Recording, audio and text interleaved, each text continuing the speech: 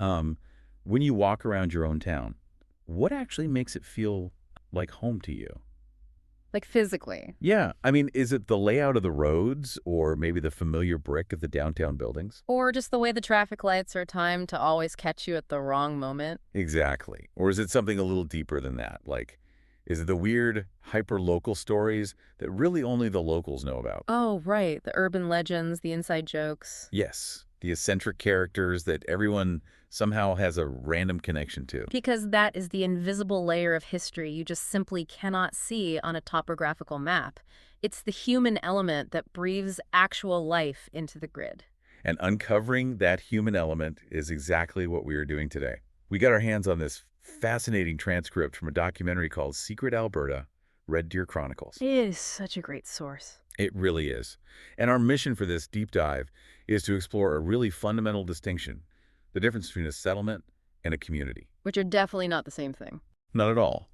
We're unpacking the hidden history of Red Deer, Alberta to basically figure out how a town transforms from just a cold point on a map into a place with a distinct living identity. And the source material frames this transition so beautifully.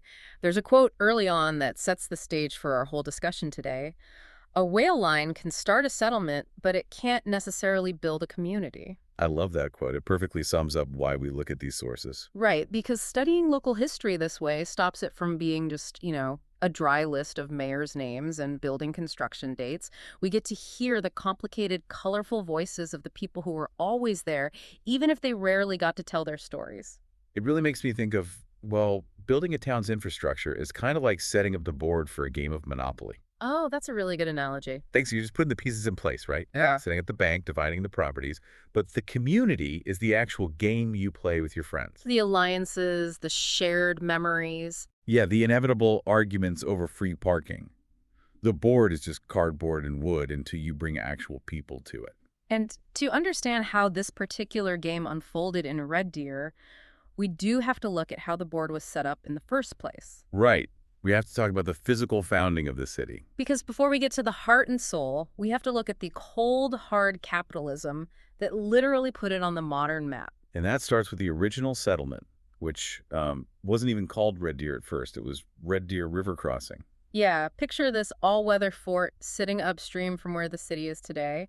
Geographically, it was highly logical. Because it served as a vital stopping point, right, Yeah. for explorers and freighters and missionaries traveling between Fort Edmonton and Fort Calgary. Exactly. They had trading posts, freight lines, stopping houses. It was born out of raw navigational necessity. You needed a place to rest the horses and repair the wagons if you were going to survive the prairie. Right, and organically, that crossing was evolving into a robust town center. People were building their actual lives there. And then everything changed because of one guy, Leonard Gates. Leonard Gates and the Saskatchewan Land and Homestead Company. Here is where the monopoly board just gets flipped upside down. Which is wild because Gates was a retired minister. A retired minister with the instincts of a ruthless real estate mogul, apparently. His company swoops in and buys a massive block of land. The source notes they bought about 180 sections. Wait, sections. Can we put that into perspective for everyone listening? Yeah, a single section of land is 640 acres. It is a full square mile. Oh, wow. So 180 sections is... Effectively over 115,000 acres of land. He essentially bought a small kingdom. That is insane. And he did this right as he heard the railroad was coming through. Right. And for a 19th century settlement, the railroad is the ultimate prize. It's the lifeblood. Without it, your town just slowly starves to death as commerce bypasses you. Gates knows this, so he goes directly to the railroad company with this incredibly shrewd pitch. He says, if you build the new town site on your rail line on our farm, we will give you half of our farm. Just a straight 50-50 split of every single lot sold. The audacity of that deal is staggering. He tied the railroad's financial success intimately to his own. Every time someone bought a piece of the new town, the railroad made money and the Gates family made money. But think about the consequence for the people already living there. Right. The original settlement, that organically growing Red Deer River crossing, literally had to move. Imagine waking up and finding out your local land developer struck a deal that forced your entire downtown to relocate to his personal backyard. They packed up the settlement, they dismantled lives, probably dragging structures on log rollers through the prairie dirt, just to be adjacent to these new steel tracks. And it worked. Gates amassed an absolute fortune from this land monopoly. He had 11 children, and the source actually notes that he made so much money from the split that he gave each of his daughters a house on 56th Street. As a wedding present. Yes. Which is why the locals started calling 56th Street Son-in-Law Avenue. The Gates family influence was just so pervasive, it completely dominated the local culture. There was even that slightly cynical nursery rhyme the local kids would sing. There's a Gates on every corner. There's a Gates on every stair. If balloons become the fashion, there'll be Gates in the air. It's catchy, but it really highlights something. History has this habit of romanticizing early pioneers as purely noble city builders. Yeah, and I have to push Fennick on that here. Like, wait, so Gates essentially bribes the railroad to move the town to his backyard so he can monopolize the real estate. Was he a visionary city planner or just a ruthless opportunist? And that's the thing. History is rarely black and white. Did he secure vital transportation and communication for the town, making it viable? Yes. But he also concentrated all that power and wealth into a single family. Effectively making Red Deer a company town in its early days. The saying literally became that Red Deer was the Gates family and everybody else. Right, so going back to our monopoly analogy, Gates owned Boardwalk, Park Place, and all the railroads. But a company town doesn't have a soul. No, it's just a point on a map where you work and pay rent. Exactly. If Red Deer was ever going to become an actual community, it needed a collective affection. It needed a piece of the board that belonged to everyone. And that collective affection arrived in a form literally nobody could have predicted. A heavily injured, orphaned baby beaver. It is the most uniquely Canadian story ever. It really is. To set the scene for you, Waskesiu Creek runs right through the center of Red Deer. And even now, it's known for its beavers. It's a piece of the local geography that people feel deeply connected to. So, in 1939, a young schoolgirl named Jean Uhl is walking along the sidewalk and finds a tiny beaver kit. And it is a pretty gruesome scene at first. Yeah. Its mother had been killed, and this tiny kit had been mauled, probably by stray dogs. Yeah. So Jean brings this bleeding wild animal to a local woman named Mrs. Forbes. Who happens to be a nurse. Right. And using her medical training, Mrs. Forbes painstakingly patches the beaver up. So now they are faced with a recovering wild rodent living in their home. And the Forbes family had a young daughter named Doris. Who the documentary notes looks strikingly like Shirley Temple. Which is adorable. And Doris and this beaver bonded instantly. They named him Mickey. But keeping a wild animal isn't like adopting a stray cat.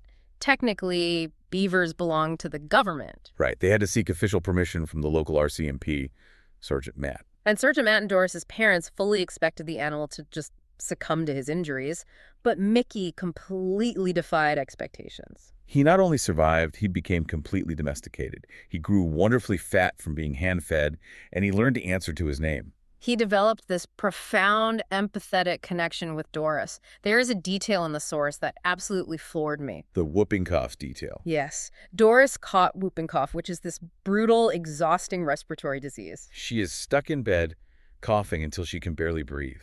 And Mickey the beaver, clearly sensing her distress, would waddle into her room, curl up next to her bed, and whenever she had a coughing fit, he would actually mimic her cough in solidarity. Wait, really? A beaver mimicking a cough? According to the source, yes. The intelligence and emotional capacity of that animal just captivated the entire town. Mickey ceased to be just the Forbes family's pet. He became Red Deer's official mascot. And think about the era. It's 1939. The world is clawing its way out of the Great Depression and staring down the barrel of the Second World War. It is a really dark, anxious time. And suddenly, Mickey becomes the 1930s equivalent of a viral internet pet account. But in real life. Exactly. Instead of just liking a video, people were physically showing up at the Forbes house. A local writer named Harry Wood publishes a story about him, and they start receiving 100 letters a month. Pre-internet. Imagine getting that volume of mail in an era where you had to buy a stamp and walk to a post box. People were just starved for something innocent and uplifting. News crews came out to visit, and there was even serious consideration for a Hollywood movie. The reach was truly international. In 1946, Lady Baden-Powell visited Red Deer. Lady Baden-Powell, as in the head of the Girl Guides. The globally recognized head of the Girl Guides, and of all the things she could have done, her specific request was to meet Mickey the beaver and cuddle him. You have international dignitaries getting starstruck over a local rodent. It is so wonderfully weird. It really is. Mickey lived a long, happy life of 9 years before dying peacefully in his sleep. Resting his head on Doris's old sweater. Yeah. The town grieved. Mrs. Forbes built him a custom wooden casket, and they buried him on the lawn where he used to play. Decades later, in 1964, the documentary speaker's father even wrote a memorial story from Doris's perspective. So when we look at this through the lens of community building, why does Mickey's story matter so much? Because he gave the citizens of Red Deer a focal point for civic pride that had absolutely zero connection to commerce or land deals or the Gates family monopoly. It was a completely organic, bottom-up community event. If Leonard Gates bought up the real estate on the board, Mickey the Beaver was the moment the town actually chose their game pieces and started interacting. It was a shared, quirky joy, and joy is a really powerful unifier. But a robust community needs more than just quirky affection, right? It requires a sense of shared triumph. Absolutely. It requires grit, resilience, and a fierce identity to cement itself. And while the town was bonding over Mickey, an entirely different group of people was actively forging the town's spine on the ice. Women's hockey. Yes, I get so invested in this part. Women's hockey has deep roots in Canada, but the historical narrative almost exclusively focuses on men. The source reveals a dominant, parallel history of women playing the game at an incredibly high level. We get introduced to Marjorie Marshall. She was born in Minnesota and moved to Canada at age 4, and her older brothers basically used her as target practice. Right, propping her up in the net to be their goalie when she was just a tiny kid. But it worked. Fast forward to high school. The teachers are surveying students about sports, and Marjorie volunteers that she plays goalie. And the school's thrilled because the ladies' intermediate hockey team desperately needs someone with her experience. That team eventually evolves into a squad famously known as the Amazons. The athleticism of these women in the late 1920s and 30s is staggering. We're talking about key players like I. Jenner, Lil Scott, the Stevenson sisters, Helen Hyle Fox. And imagine the physical toll, playing full contact hockey in heavy, sweat-soaked wool sweaters. Inside freezing prairie arenas long before modern climate control. The stamina required is almost unfathomable today. Take Adeline Stevenson as an example. Oh, this story is incredible. The source highlights a day where she played 3 full, grueling periods of hockey, stepped directly off the ice, and immediately competed in an 880-yard speed skating race. And finished second. Her legs must have felt like absolute lead. But that level of conditioning translated directly into absolute dominance on the ice. They were a dynasty. From 1932 to 1935, they won the provincial championships 3 consecutive times. And over that entire 3-year span, they lost exactly 1 game. Unbeatable. And their success brought the community together in massive numbers. The women's games frequently drew significantly larger crowds than the men's games. Well, the men's team simply wasn't as good. If you have limited money for entertainment during the Depression, you want to watch a dynasty of women absolutely destroying their competition. But here's the part of the story that is just, it's incredibly frustrating. Oh, I was wildly angry.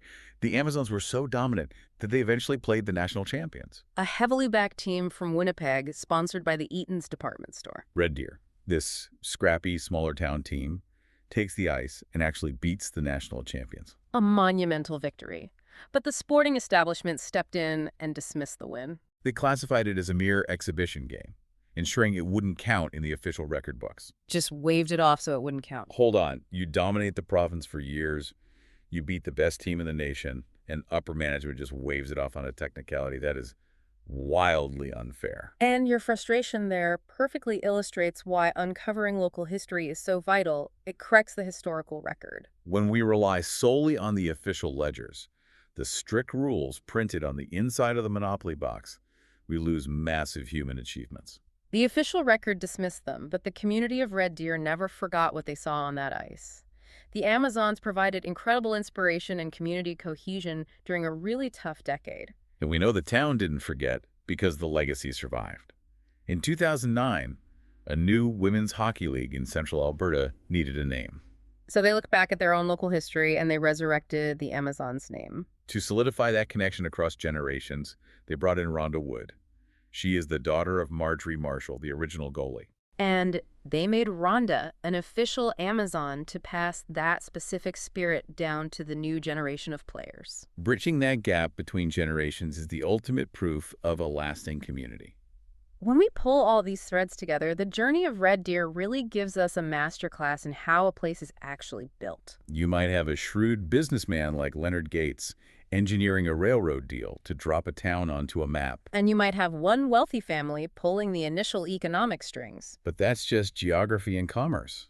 It is the shared experiences that transform the cardboard into a living game. It is the shared affection for a domesticated beaver. And the fierce pride of an unstoppable women's hockey team that beat the national champions. Those are the vibrant, messy, beautiful stories that actually make a town a home. Which leaves us with a final thought for you to mull over as we wrap up today. We've just explored the hidden layers of one city in Alberta, but think about your own hometown. Yeah, if someone were to dig past the names on your street signs or the statues in your parks, what would they find? Who are the Amazons or the Mickeys of your community? Whose forgotten, unofficial story actually built the culture you are living in right now? Because I promise you, once you start looking for those hidden stories, the board never looks the same again. Thank you so much for joining us on this deep dive into the sources today. Keep looking for the history in your own backyard. And we will catch you next time.